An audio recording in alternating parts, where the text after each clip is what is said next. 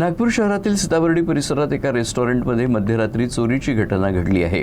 अज्ञात चोरट्यांनी दुकानाचं शटर आणि कुलूप तोडून आत प्रवेश केला आणि सुमारे 10,000ची रोकड लंपास केली।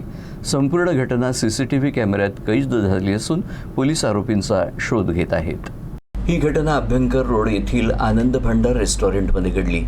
मिळालेल्या माहितीनुसार रेस्टॉरंटमध्ये काम करणारे सेल्समन नंदू पांडुरंग राऊत यांनी रात्री दुकान बंद करून वरच्या खोलीत ते झोपायला गेले। याच दरम्यान मध्यरात्री अज्ञात चोरट्यांनी दुकानाच्या शटरचं कुलूप तोडून आत प्रवेश केला आणि लाकडी ड्रॉवरमध्ये ठेवलेली सुमारे 10,000ची रोकड चोरून नेली। या घटनेचं सीसीटीव्ही फुटेज समोर आलं असून त्यामध्ये 2 आरोपी चोरी करताना दिसत आहेत। एक आरोपी दुकानाच्या बाहेर उभा राहून रेकी करत असल्याचंही फुटेजमध्ये स्पष्ट दिसतंय। चोरी केल्यानंतर आरोपी घटनास्थळावरून फरार झाले। सीताबर्डी पोलीस ठाणे पोलिसांनी गुन्हा दाखल करून सीसीटीव्ही फुटेजच्या आधारे आरोपींचा शोध सुरू केलाय। पोलिसांनी लवकरच आरोपींना अटक करण्यात येईल असा विश्वास व्यक्त केला आहे। दरम्यान शहरात वाढत्या चोरीच्या घटनांमुळे व्यापाऱ्यांमध्ये भीतीचं वातावरण निर्माण झालं आहे।